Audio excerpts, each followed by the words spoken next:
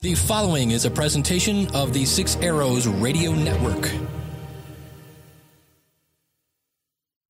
Ham Radio 360 podcast. This week we're talking about ADSB, tracking airplanes from your SDR, and more coming up.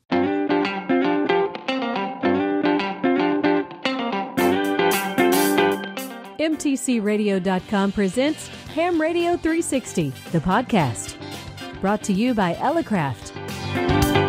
Now, here's your host, Kel Nelson, K4CDN. So welcome into another episode of Ham Radio 360 podcast. It's your bi-weekly conversational topical program about something in the amateur radio hobby. Now, of course, next week and every other week from this show, we have the Workbench with George and Jeremy. Those guys do a great job, deep technical stuff. If you're into that end of the hobby. Myself, personally, not really that guy, but that's okay because this hobby is so big. There's so many things to participate in and to enjoy. You don't have to be a real deep, techie, geeky guy. You can be an appliance operator like myself who wants to take it out of the box, press the power button, and operate. So it's kind of everything in between those two aspects and maybe even more and less on the others as well. So ham radio is a huge hobby. We've been learning that over the course of about 3 years as we've been progressing through this podcast. This is episode number 80 of the podcast formerly known as Photime, the other ham radio podcast. We rebranded at episode 50. If you haven't gone back that far in our back library, let me invite you to, because there's a huge catalog of episodes back there that you may find some interest in. So you can find those on your podcast player, as well as our website, hamradio360.com. Now, my name is Kel. I've been doing this for about 3 years, I guess. I actually did find out the other day I was licensed in July of 2011, so I've kind of been scratching my head. I couldn't remember what year it was, but it was just a few days after my eldest son's birthday in 2011, so I'll be able to remember that from now on. So I've been doing this a while. I was in FM radio for almost a decade and got out of that and really missed being behind a microphone, I guess you should say. And podcasting kind of gave me that escape, and I got to start it and didn't realize that it would become what it has. So thank you for coming by. It's a great time. We have them every other week here on the 360 show. It's a lot of fun as we continue to learn about the hobby. Now, one thing that you may need to know if you're brand new, we do have some show sponsors, and we'll talk about those throughout the program. One of those is Main Trading Company down in Paris, Texas. It's a small mom-and-pop business. I mean, it's not like 50 stores around the nation. They've got one store in Paris, Texas, got a store full of great employees, by the way. And what happened was I needed a sponsor, if you will, for my podcast. I also needed someone to do the intro and outro voice for me because I didn't want it to be me as well. And it just so happens that Christine from Main Trading Company is a voice actor. She's been in radio forever, and she does just a phenomenal job. That's the voice you hear. You can also get that voice when you call Main Trading Company to place your order. So here's the deal. I called them and I said, I'm going to start a podcast. I need a voice. Let's swap a sponsorship for a voice. It works out. Here they are with us almost 3.5 years later. They're still our sponsor, and they're still my favorite, the place I call before anybody else when I need something for ham radio. And I want to encourage you to do the same.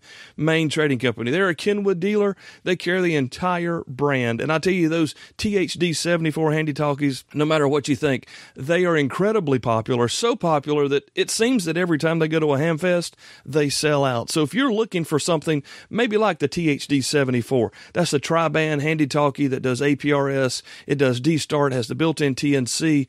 It's just an amazingly beautiful, small, compact handheld. If you're looking for something like that, or anything from Kenwood, call them. Go ahead, call them. Don't forget, say, I was going to call them, but I forgot and I bought it from somewhere else. Call them first. Tell them you heard about them here on Ham Radio 360, the podcast, and let them give you the best deal that you can find anywhere in the nation. All right, it's mtcradio.com. So on this episode of Ham Radio 360, we're going to be learning about something that I've done before, but I'm still not completely satisfied that I know how to do it if I had to do it today, and that is ADSB. Now, we're going to talk to someone whose Twitter handle is Exploding Lemur, which, it's going to be an exciting show when we have someone with that sort of personality. All right, so help me welcome Nick Karchukas. His call is Kilo 6 Lima Hotel Romeo, and I hope I said it right that time. Yep, you got it right. Fantastic. Nick, welcome to the program. Thank you for agreeing to come on. I know that we've been playing ping pong with this for a while, and I apologize for that. But man, it's really exciting to have you on. I know that that it was requested by some friends of ours on Twitter that we get you on the program to talk about ADSB. Yeah, I've been playing around with this stuff and having fun with it, and happy to chat you guys up about it. Excellent. Tell us real quick, Nick, about being an amateur radio. I started with a KK4 call. You have a KK6 call. That's a pretty recent call, in the last decade or so. Tell us how and why you got into amateur radio. So I actually got my license as KF6UZB back in 99. I had actually been interested in ham radio long before that. When I was about, 12 or 13, I went and took a ham class.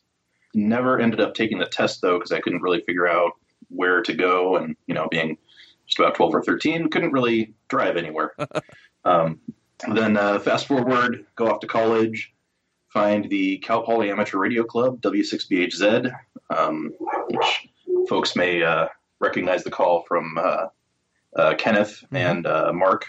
So I got licensed through a class that the club gave. Recently upgraded to general and then extra, and decided to check the box for a new call sign, not realizing that the 1x3s and the 2x2s were not being automatically distributed anymore. So got a new 2x3. It was at the, how do I say this? I had a friend of mine locally, he's a local ham, Jeff. He was a technician. He went to take his general, and I said, "Hey man, go ahead and check that box, and maybe you'll get another call that's a little smaller."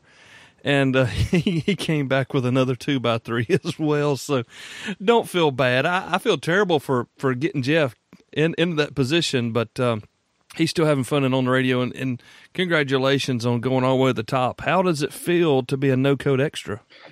I can give tests now for extras. That's awesome. Excellent. Are you a VE, by the way?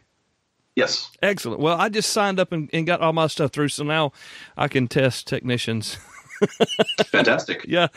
So I'm hoping to eventually test for extra. This podcast thing keeps getting in the. That's my excuse, but it's a good excuse. Now we're not here to talk anymore about Kel, and thank you for giving us some past history on you. You're just like the rest of us.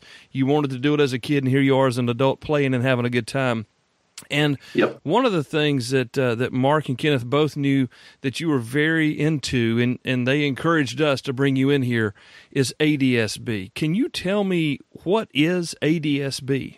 Yep. So ADSB is a little bit like APRS for aircraft, in that it's an automated beaconing system for position data.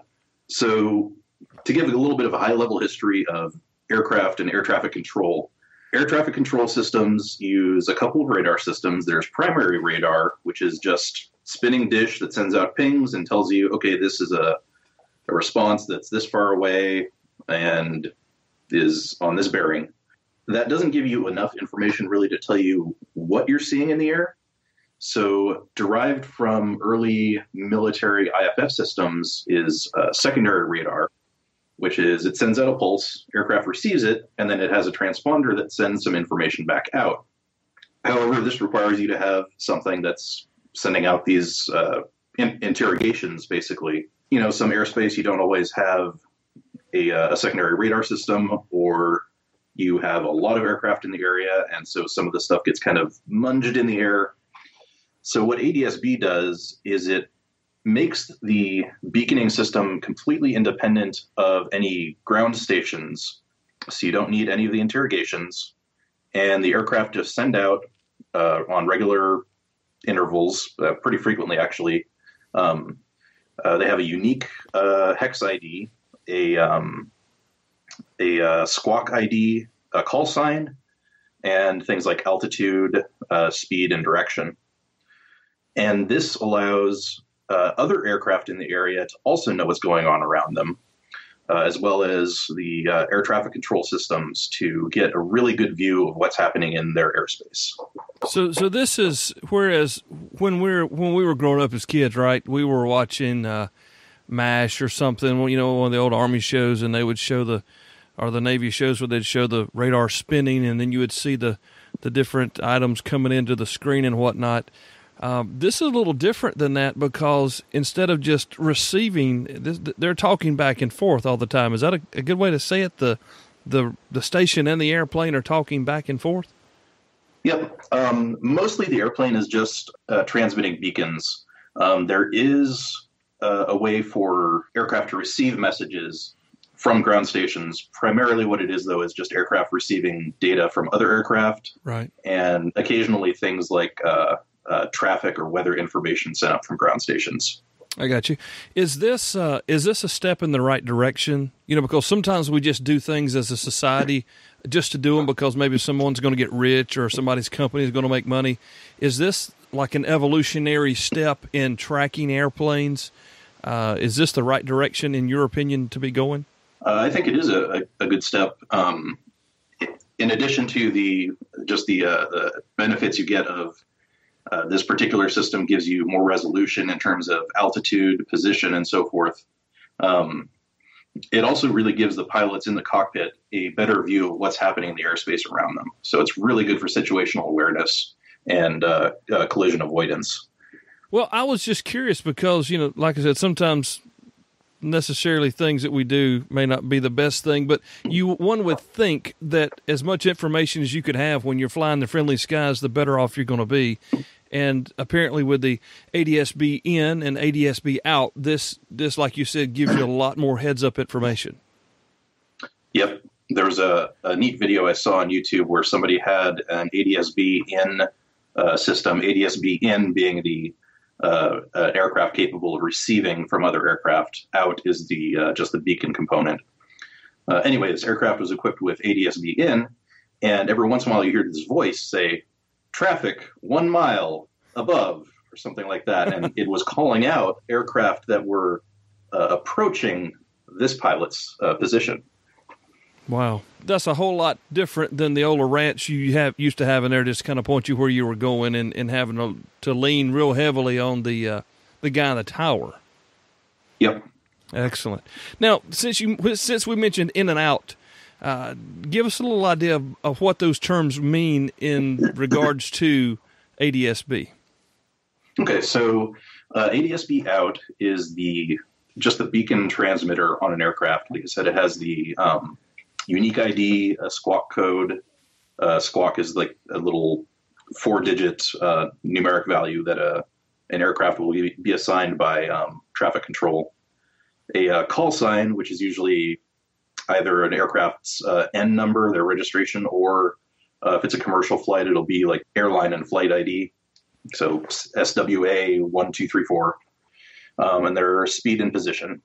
ADS-B in is the receiver on the aircraft, and that will listen for other aircraft's transmissions.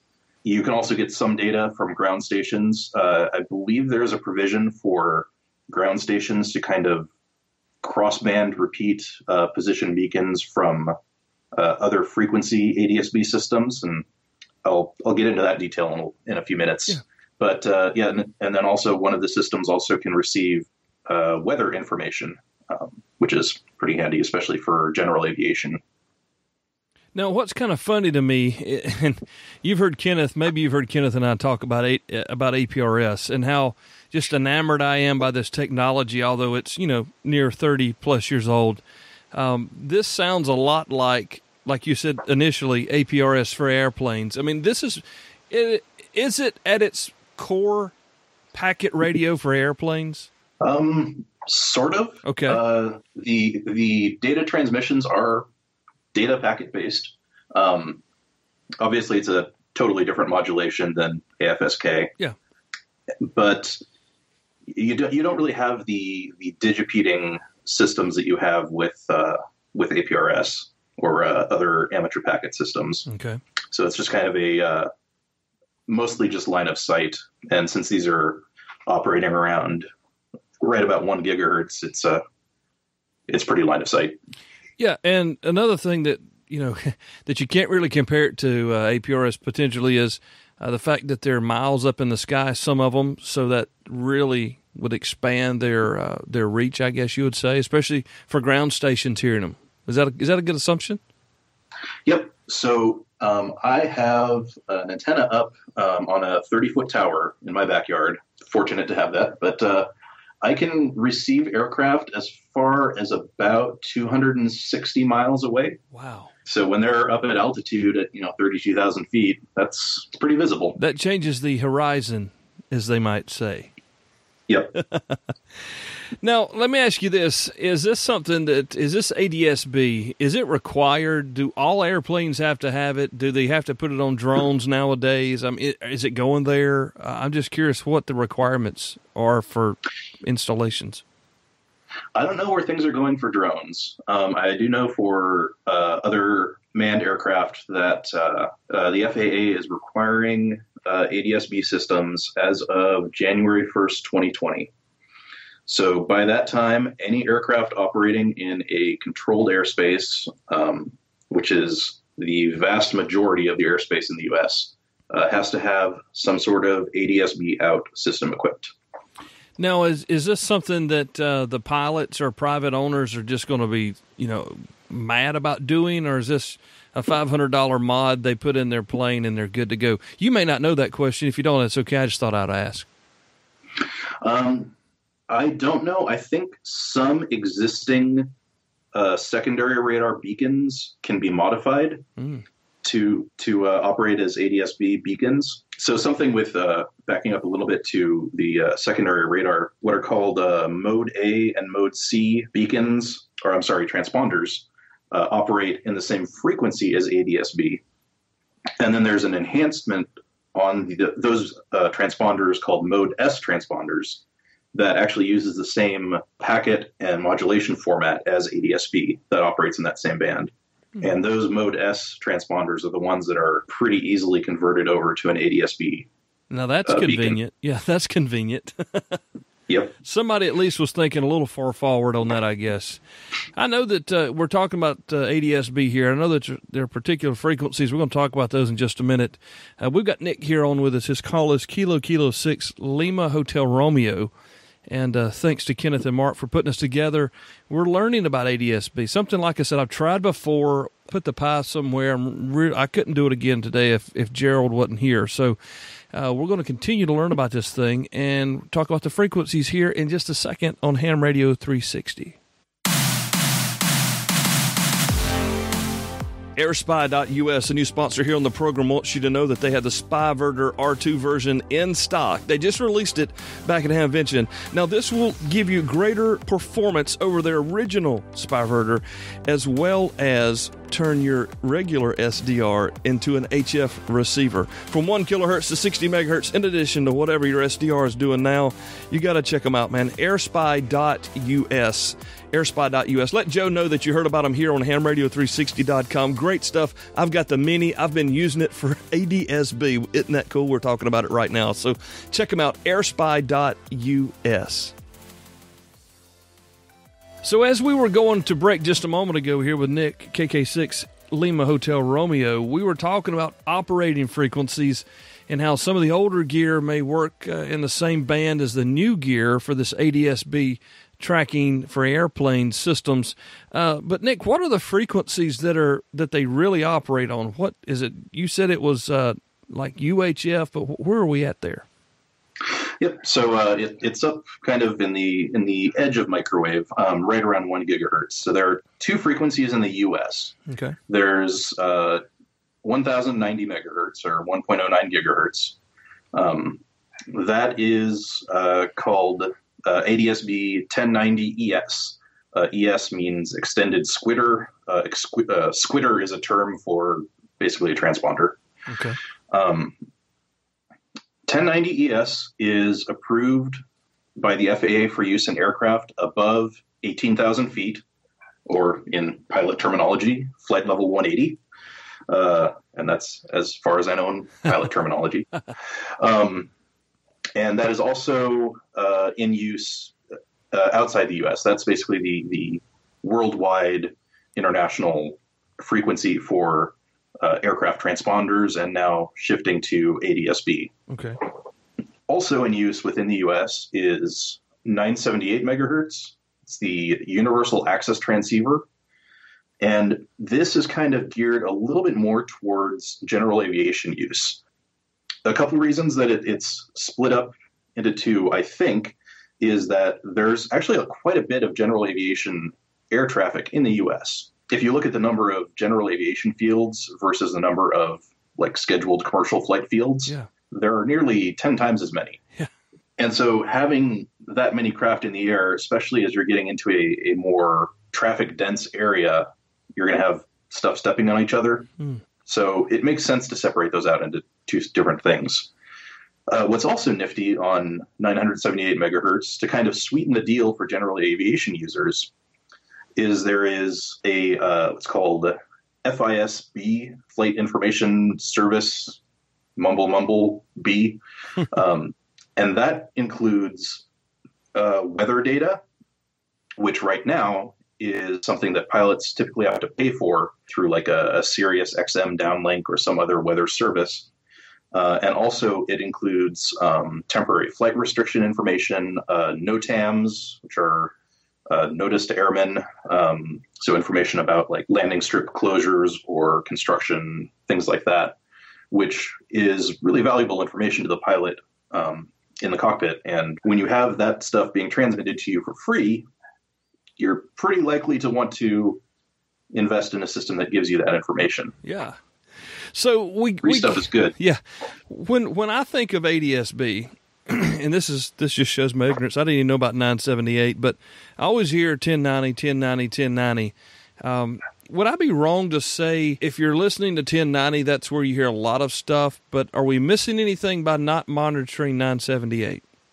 Yep. So you are not necessarily going to see a lot of the general aviation stuff going on in your area. So I have a little GA airstrip just south of my house. They fly out of there for skydiving. Okay. And, I'll hear a plane buzzing around, and I'll go look on my map. And, hey, look, there's a plane on my map right near my house, which is pretty cool.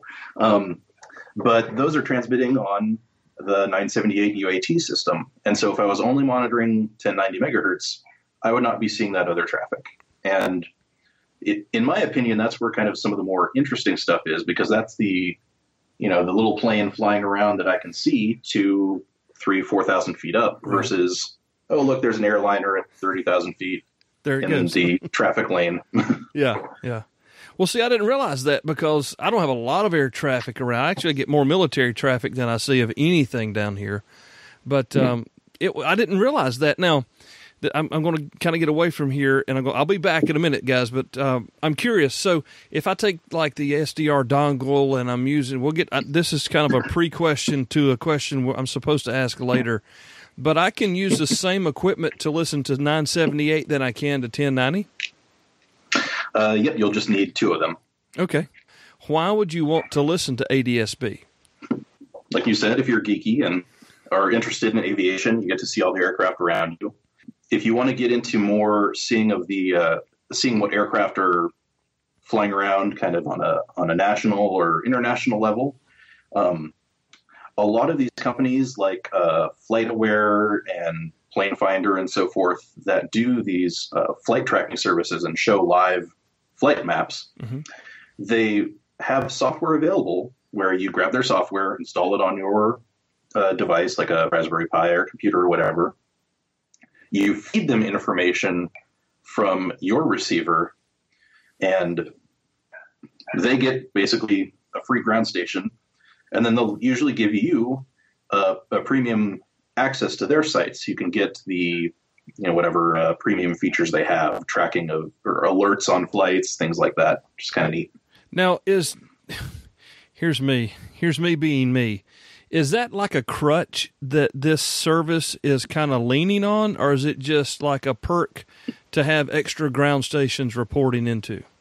That's a good question. I think they are fairly dependent on the flight tracking community and all the people with these stations sending them data. They do try to make it easy with like Raspberry Pi images that'll be specific for their service, or there are ways to just install their software and have it. I'm feeding to several different sites. So I feed to, I think, 4 different trackers. This guy really likes this stuff. That's why he's on the show, y'all. Yeah, just because it was easy to set up, and hey, why not? I'm fine with sharing data. Yeah.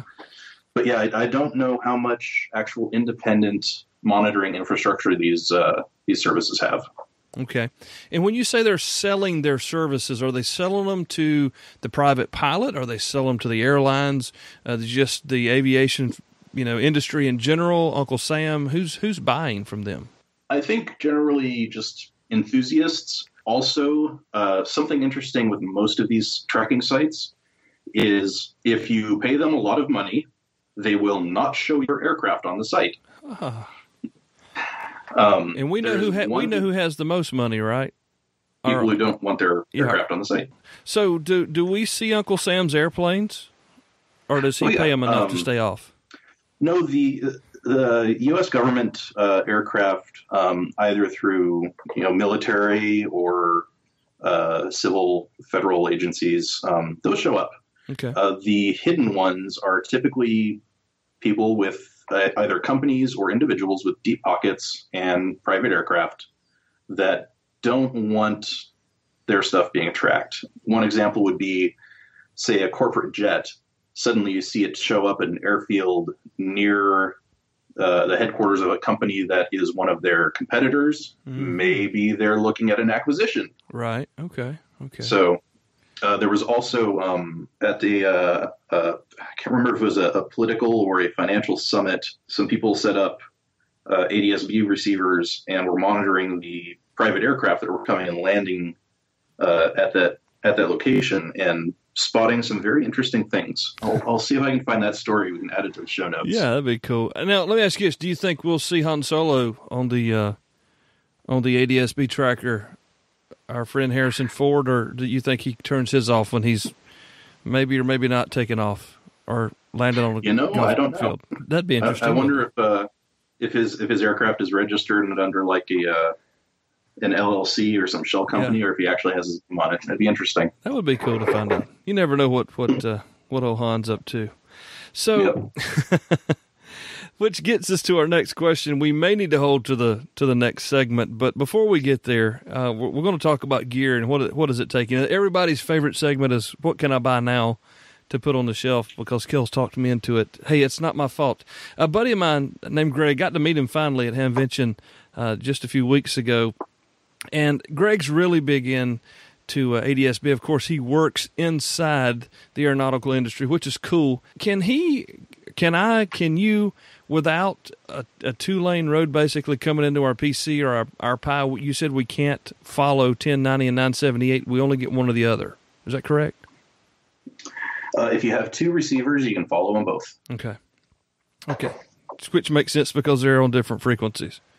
Yep. Yeah, I'm really not that stupid, guys. I just had to ask that question to make sure. I promise. So we're going to talk about gear, but before we get there, I want to go take this break, and then we'll come right back, and we're going to talk about gear. We're going to see what Kel has and see if he can make it work again, because Nick is the man to be learning from, and I'm tickled to have him here. His call is Kilo 6 Lima Hotel Romeo. I want to know how a 6 call has a tower in his backyard, too. We'll find out that and more here on Ham Radio 360 coming up in just a moment. Elecraft.com is hands-on ham radio, and they're wanting you to get your hands on their gear. Every month they're offering specials. This month, June specials, $75 discount on the KPA 500 and the KAT 500 power combo. How about $25 off a KX2, $25 off a KX3? There's all sorts of packages. You can find them online at elecraft.com/specials.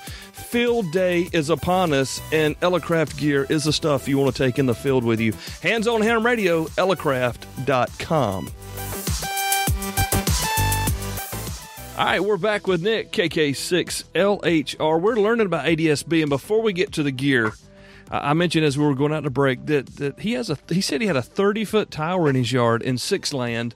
I know there are a lot of guys listening because we have a load of 6-land listeners. Thank you all. Hey, guys. And I'm curious, was it a big deal to get a tower in your yard? It was not, actually. So I live in a kind of a semi-rural area.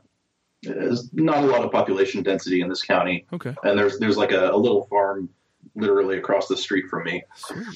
Really all I had to do was other than get the tower, which another story for that in a minute. But I had to go to the city, file for a permit, and submit some designs signed off on by an architectural engineer, basically saying, no, this won't fall over.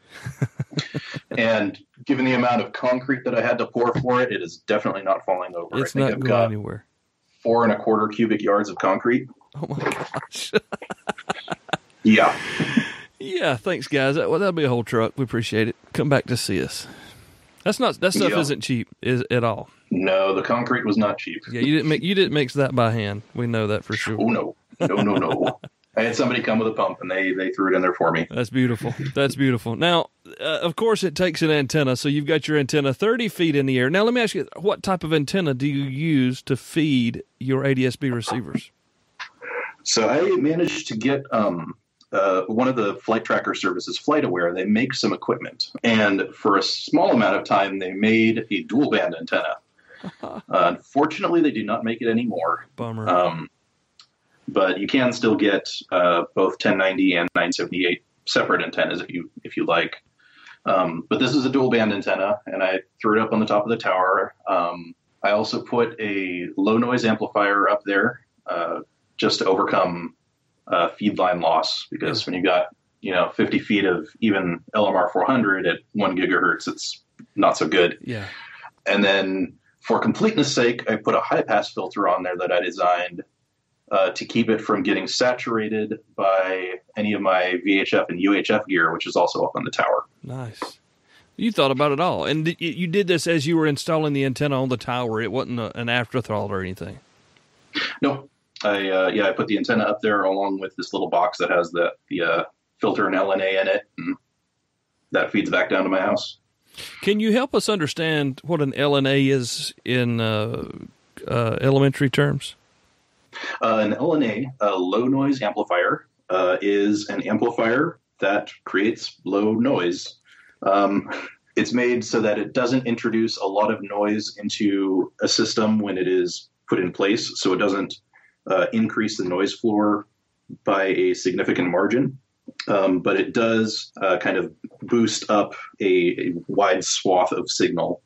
Most of them are pretty wideband, which is yet another reason I had to put the filter in front of this one. So it when you're doing stuff, especially that has high frequency over a long feed line, and you're receiving signals that can be fairly weak, like these aircraft that are 200 plus miles away, you want to get as much signal out of your system as you can. So an LNA up at the antenna, mind you, will definitely help with that. If you put an LNA down at the end of a really long feed line, it's not going to help quite as much because you've already lost most of the signal in the feed line. But if you get it up high, right up at the antenna, it can definitely help things out.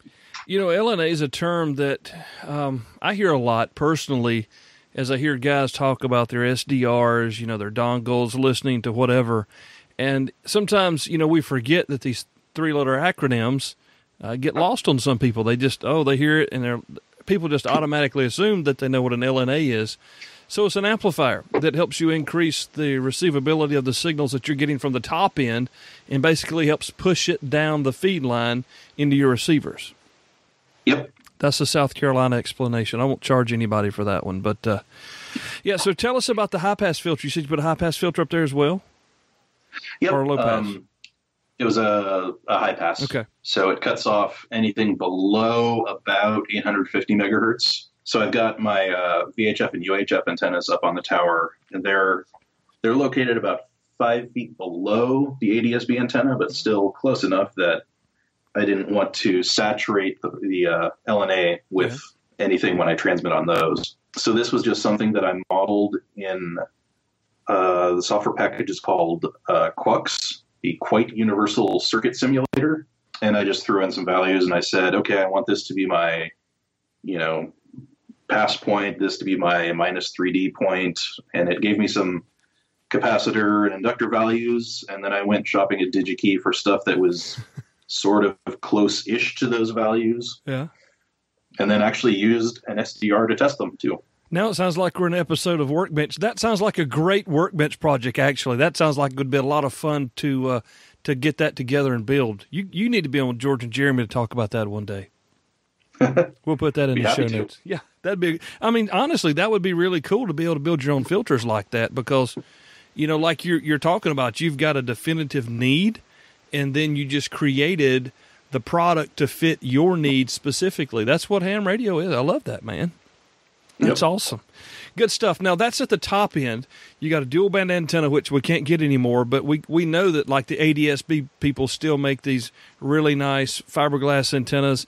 AirSpy.us, I believe, sells them as well. Matter of fact, when we were at Hamvention, I bought a AirSpy Mini, and I also bought their little magnet mount cut to ADSB 1090 to use just to have it because I didn't have one. So I haven't played with that yet, but I'm getting close.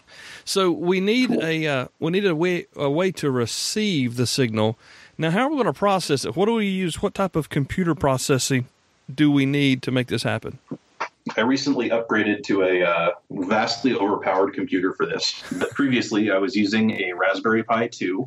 Okay. And decoding both 1090 and 978 simultaneously. I think only took about 25% CPU total. So a Raspberry Pi 2 will do a dual band receiver. I was worried about mine doing a single band 1090. So realistically, it could do a lot more than that, or some more than that if it needed to. Yep. Wow. Okay, so we got a Raspberry Pi or an old laptop running Linux or Windows? There are a couple of applications for Windows. I am not as familiar with them. Okay. Most of my SDR stuff I do on Linux. Well, we need to learn more about Linux anyway, so let's talk about that. All right. Okay. Do you want me to talk about the hard way or the easy way first? This is Kel's show. Let's talk about the easy way first. Okay. The easy way is you go to adsbreceiver.net, put that in the show notes, and you can go there and download an SD card image for your Raspberry Pi. And that comes with pretty much all the software you need to get a system online. You can do just 1090 or both 1090 and 978. If it sees two dongles, it'll say, oh, hey, I can do both. And then you just run a little setup script and tell it, this is my username on this site, this is my username on this site, and so forth. And it'll start feeding all the data out. It'll give you a little map display that you can see for your local traffic. And that's pretty much all you got to do. Now, here's the problem that I ran into, Nick. I have no network to play with. I don't have the data to just burn sending the ADSD people something to look at. Can this ADSBreceiver.net, can it be used offline, meaning off of a network, not connected to the internet, or is it internet dependent? It is sort of internet dependent. Okay. So the internet dependent component, if you're just looking at things locally, is it does need to go out to like Google Maps or some other map service just to get the map rendered on your browser screen. Okay. I don't think there's a way to do offline maps with it. That's actually something I'm looking into for a different project for somebody. Another episode of Workbench. Here we go. Yep. Well, that's pretty cool because I'll tell you about what I've tried in the past later, but that was kind of the thing I kept running into was getting a map to stay current or keeping a map on the display because I didn't have an internet service to feed my Raspberry Pi. So you said that was the easy way, and that was adsbreceiver.net. We'll have that in the show notes, of course. And it sounded really simple. Even I could probably do it, but maybe. I'm not the Linux guy, but you said there's a hard way. How hard is the hard way? That depends how familiar you are with Linux. So that is, of course, the way I went. So what I did is I downloaded a number of software packages separately. There are two packages for receiving and decoding the data. There's a program called Dump 1090 and Dump 978. Those are the applications that actually connect to the RTL SDR or other SDR dongle and convert the data from the dongle into just little packets of position information. Then I downloaded the clients for FlightAware, Flight Radar 24, and Plane Finder, modified the startup scripts for 2 of them because I didn't like it that they were running as root. I'm a least privileges kind of guy when it comes to system administration, and root is the user that has access to absolutely everything. And I didn't really think they needed access to that, so I fixed it. I got you. And then I wrote up a couple of little scripts that feed data over to another site, which is ADSB Exchange, which actually I want to give a little quick call out for ADSB Exchange, because as I mentioned earlier, some of the other sites will take a bunch of money and then not show data. Yeah. ADSB Exchange does not. Really? Their whole thing is we are fully open. We show, you feed us data, we show it. So I think that's kind of cool. And now, is that one as easy to monitor, to look at, to watch these other ones you've mentioned? As far as loading up the webpage? Yeah. Yep. They're all pretty easy to use. It's just a map display that shows a bunch of little planes on it. You click on a plane and it gives you the data for it. So it'll show you like the aircraft registration, so you can look up like who owns it. Some of them will show you actually recent pictures that were taken by people of that particular aircraft, which is kind of cool. Nice. Now, this is going to kind of go off on a little curve here, but can these sites, can they be viewed from our computer in the Explorer to go just see what's going on around us, or do we have to be sending traffic to see this? Is it like the APRS map? We can go to aprs.fi, which is just a user interface. Are these the same way, in that same fashion? Yep. You can just go to the site and see what's going on them. So if you want to go ahead. No, it's just some of the special features that they offer that require the premium subscription, which you will get along with feeding data. So if you want like the TMZ version of air traffic around you, the ADSB Exchange is the place to go. Yep. Okay. Well, I just the other ones, clarify that. Yeah. The other ones will have so the other ones have the advantage of being kind of more popular for people feeding data, because not as many people know about ADSB Exchange for feeding data to them yet. Okay. So you'll get more coverage from the other sites, but they will filter some of that data out. Okay. So it's kind of a toss-up. Now, one of the things that I've always wondered about is, if I'm going to be feeding data or not, do I have to have a GPS connected to my stuff to make it work properly? Nope, you do not. Okay. If you want to, you can put in your coordinates into your receiver, and that helps when doing multilateration positioning of the Mode S transponders. So jumping back a little, the Mode S transponders are the ones that send out a little pulse of data on 1090 megahertz when they're interrogated by a secondary radar system. That transponder message, all it has is the squawk code, an ID, and altitude. It doesn't have position. So what these sites do with all of their receivers is, when all of these receivers receive this Mode S transponder beacon, they timestamp it, send that information up, and then the actual position of that beacon gets calculated based on the time difference of arrival on the various stations. Who thought of this? I mean, really, somebody smarter than Kel. But yeah, it's pretty nifty. Yeah, it is pretty sick. So I want to break here real quick, but I want to come back and keep talking about gear, because I know we kind of went through it fast. I want to go back through it, Kel speed, and we're going to keep talking to Nick. His call is KK6 Lima Hotel Romeo. You're listening to Ham Radio 360, the podcast. MTC Radio is the place to go if you're an ICOM fan. I'm telling you, they sold nearly out of the ICOM 7300s at Hamvention. HamCon just happened. It's crazy deals, pricing. You may not find a better price on the IC 7300 anywhere, but first you have to do something. It's so simple. Pick up the telephone, call Main Trading Company, ask Richard, hey man, Kel said to call you. He said you'd have a deal on the IC 7300. Let him give you the best price. Yeah, they've got prices listed on the internet. Everybody does. Call them, compare prices, do your shopping, get your IC 7300. It's the hottest thing going. Get it in time for field day. It's almost here. Order now. Get your thing. Have it ready to go for field day. The ICOM IC 7300 from mtcradio.com. Let them know Kel sent you. mtcradio.com.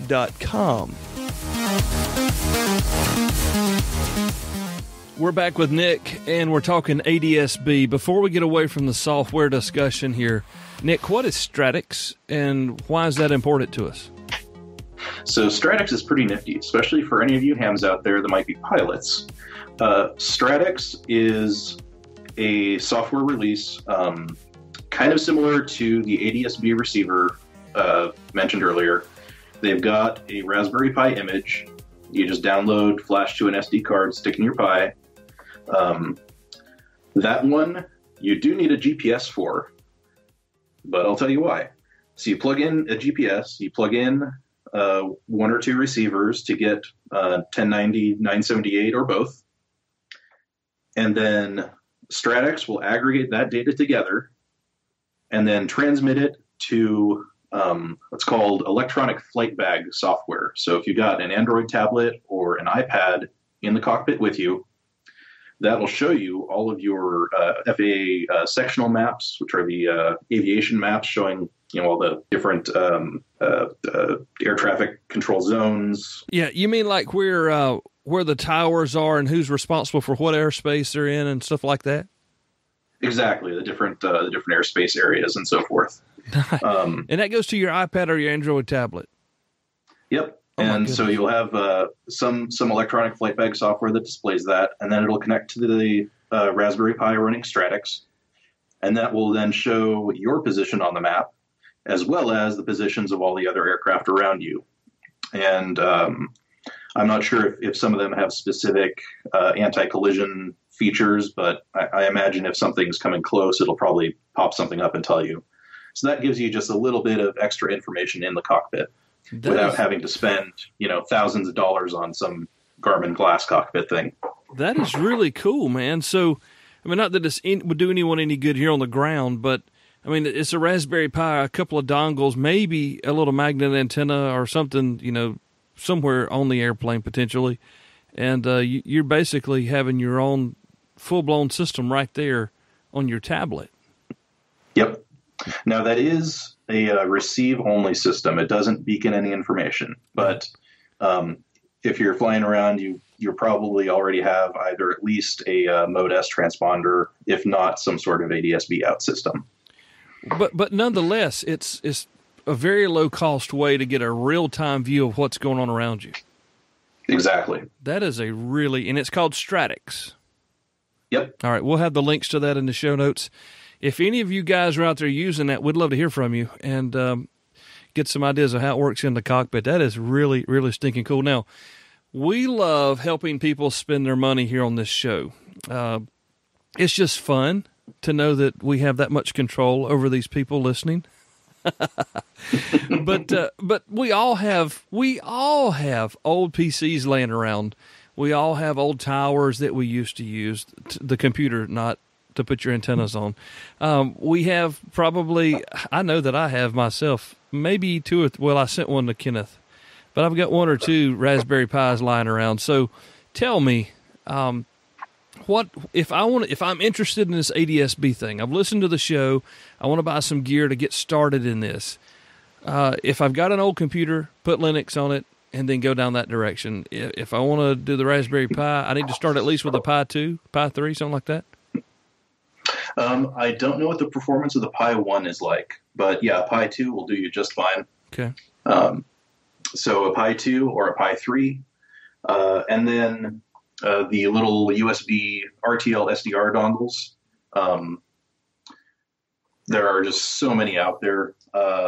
There are a couple packages on Amazon that have, 2 dongles and 2 antennas, and those will get you going right off the bat. Or if you have a dongle already sitting around, just add an antenna and you're good to go.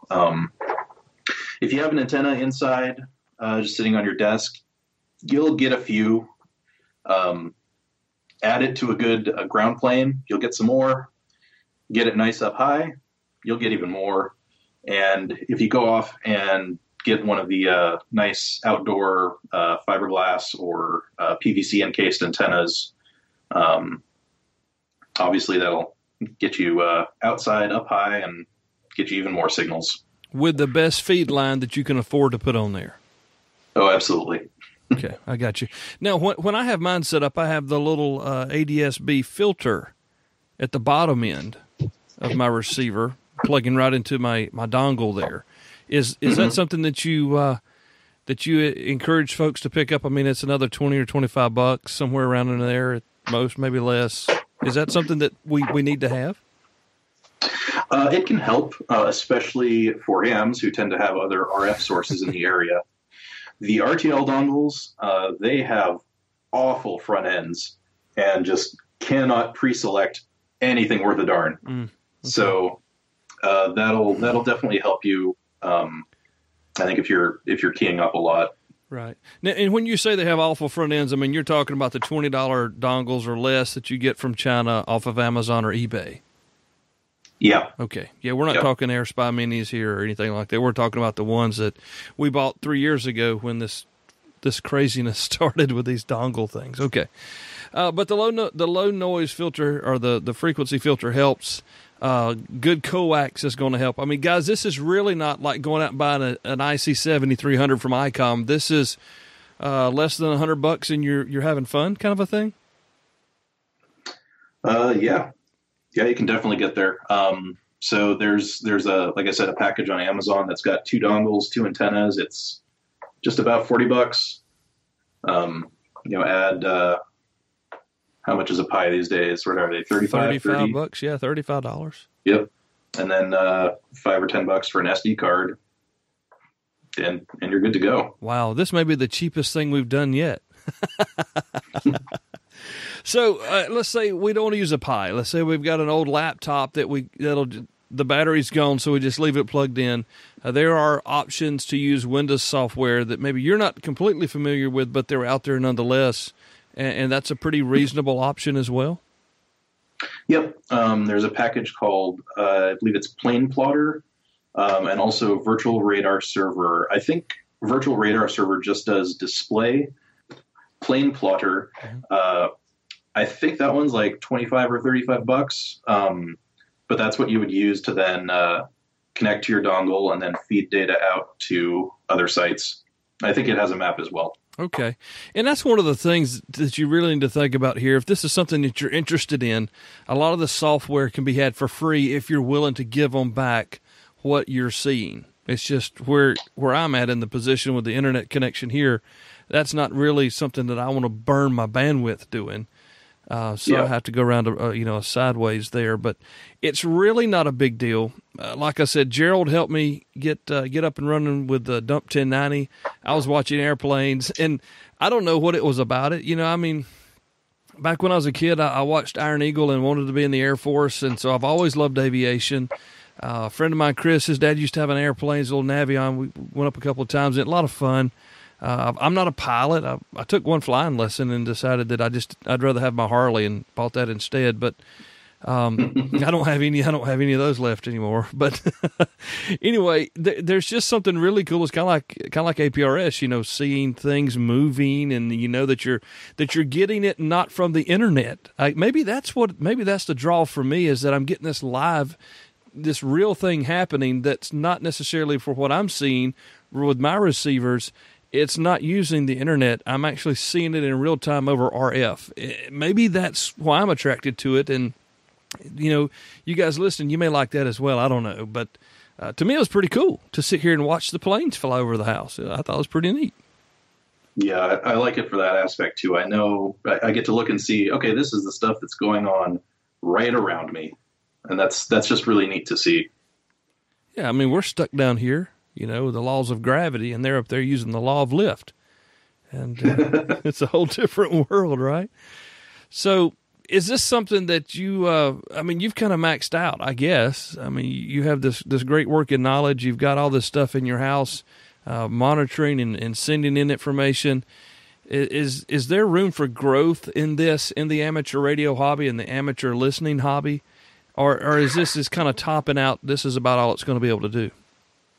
How do you feel about satellite dishes? Well, I've got 35 acres, so I don't have any problem with satellite dishes. Nice, because there are some birds up there. Some of the Inmarsat satellites they receive some uplink data from aircraft. It's called the J-Aero or the Aero product or J-Aero product. Uh-huh. If you remember Malaysian Air Flight 380, the Malaysian Air flight that went missing. Yes. And they were talking about the Inmarsat pings. So that plane had the Inmarsat uplink equipment. They didn't have a subscription, so they weren't sending data, but it was sending kind of like check-in pings saying, hey, this is sort of like a cell phone will check in with a tower, right, regardless of whether or not it's transmitting data. And that's what they were looking at, like Doppler shift and so forth on that. Oh, okay. But what you'd be able to receive is the actual uplink traffic from aircraft that are sending data up to that. I haven't looked in detail at it. I don't know if there's position data in it. I know that there's stuff like maybe some flight stats or like engine statistics, diagnostic information. Oh, dude, that would be cool if you knew what it was saying. It would be really cool to see that. Yep. So that's also up there. Okay, so is that like an 18-inch dish? Is it more like a 30-inch dish? What do they call that? A meter and a half dish? What are we talking about? I think you can do it with an 18-inch dish and a helical feed. Okay. I haven't done anything with that quite yet. I did pick up a little circular polarized patch antenna from the OuterNet project, which is yep, got one of them. So that operates on the same. The OuterNet operates on the same frequency bands. I think from one of the same satellites that some of the Inmarsat traffic is on. Okay. So if you got that pointed in the right direction, you can just tune around and possibly pick up some of that stuff too. Well, I'll have to go to the Satellite Guys forum and ask some questions. That was a place that got me started with my free-to-air satellite service, and it's the place to go if you have FTA questions. Satellite Guys, and I'll link it in the show notes. Some just awesome people over there. I was actually on their podcast one time. They were doing a podcast. I think they paused it for a little while, but just a really great community. And boy, did we get off down a rabbit hole. But I didn't realize that that was out there as well. And the OuterNet's been pretty cool. I've set it up a couple of times and watched or listened, whatever the term you use there is. But really cool stuff. We could do a show on that one day, I guess. But man, thank you. I didn't realize that there was so much out there, and especially the dual band thing. Now that's really got me interested. So now I need another dongle and another antenna, but that's okay because that's what we do is buy stuff and put it to use. Well, or in my case, buy stuff and it ends up stacking up on a desk somewhere. Well, see, I was hoping my wife wasn't listening to you say that. she thinks I use all this stuff the brown truck delivers, and I've got a beautiful stack here in the shack for it. I counted up all of the little Linux single board computers that I've accumulated, and it's, man, I have a problem. It's okay. We all do. And that's the cool thing about this hobby is that we do have problems about things we really love. And it could be, top of the line HF rigs. It could be these Baofeng handy talkies. It might be old Collins gear, but the thing about it is that we can find a use for every bit of it. And this ADS-B really opens up some opportunities. If you've ever been interested in aviation, if you wonder what's going on in the friendly skies above you, ADS-B is a great way to find that out. It's really cool. I mean, it's like APRS for airplanes. He said it at the beginning. We'll mention it again. You can follow them. You can track them. It's really neat. And I want to encourage you guys to check that out. If you have any questions, you can come back in here and let us know. Nick, if we want to follow you on, I'm pretty sure you're involved on Twitter. I don't know if I've seen you on Facebook, but I know that you like Twitter. How can we find you on Twitter? Yep. So Twitter at Exploding Lemur, all one word. And we'll link that, by the way. Yep. Go ahead and follow me. I'll talk ham radio, InfoSec, electronics, and foul, terrible jokes. So he's a ham. Fits right in. Okay. Well, Nick, we really appreciate you having come on here with us and teaching me and us about ADS-B. Guys, if you have questions, like I said, you can put them in to the comments of the show, as well as if you're a Twitter guy or gal, you can catch up with Nick at Exploding Lemur on Twitter. We'll have the links for that, as well as everything we've talked about in this program. Nick has just a beautiful list of links that we're going to share with you. Want to see you guys get involved with this. It's a lot of fun. I've done it before, so if I've done it, that means, of course, you can. Nick, before we go, any parting shots for anyone listening here? Get your stuff plugged in, listen to what's out there. And remember, aircraft isn't the only thing out there, too. There's lots of other cool stuff to start monitoring and see what's going on in the world around you. And that could lead us into another show. We may need to address that here off the air, Nick. Thank you very much for coming by. Been nice chatting with us. Call, ladies and gentlemen, KK6 Lima Hotel Romeo. Nick, we'll catch up with you soon, I'm sure. Yep, thank you. Again, a big thank you, Nick. Appreciate you being on here with us and helping me further understand ADS-B. I've gotten it working, man. It's working really good with the Air Spy Mini. I'm using it. I had it out the other night on the car again, and it's just amazing how much you can pick up out there with just this really cool little antenna. Speaking of the antenna, I got that one from airspy.us when we were up at Hamvention, so check those out. We'll also have links to gear and things we've talked about, software and whatnot, in our show notes. I want to refer you there every time, guys, because there's a lot of information. If you're just listening to the program, you may be missing out on the hamradio360.com pile of stuff that we put into our links there every time we do a show, hamradio360.com. Now, I've got to stop here for just a second and say I've been really, really floored by the amount of support that has come in since Hamvention. I don't know what has happened, but thank you very much. I know a lot of you don't want to be named, so I'm not going to. But we've got some patrons on our Patreon page now. There's a link to that. It's the orange circle P. This says thank you for our support in the sidebar as well as the support tab. I've got folks coming in wanting to be a part of making this happen with the Podcaster Pro from Adam Curry. So thank you again for all of your support there. It's so humbling to know that you know that we have show sponsors, but in addition to that, you want to make sure that these things are taken care of. I can't say thank you enough. I'm not going to name you because I know, like I said, some of you don't want to be named, but thank you, thank you, thank you. And if you're interested in that, just click on the support tab there, hamradio360.com. Really appreciate you listening, telling your buddies about it. You know, it was so cool to see, hey, my friend told me this. My friend told me about your show there, and getting to know you guys at Hamvention. So if you've got a friend who's into ham, maybe they haven't gotten into ham, but you want to kind of push them that way, send them over here, man. We'd love to have some time with them and be able to share with what we've got going on. Again, thank you very much for listening. I appreciate everybody. I hope you have a great week coming up. Field day's right around the corner. Get your stuff together. It's going to be a good time. Maybe I'll catch you on the air. We'll see you next time. Again, thank you for listening. We appreciate you. God bless you. It's 73, y'all. Thank you for listening to the Ham Radio 360 podcast, brought to you by Main Trading Company, Paris, Texas, and by Elecraft.com, hands-on ham radio. To learn more about the show, visit our website, hamradio360.com. 73s, y'all.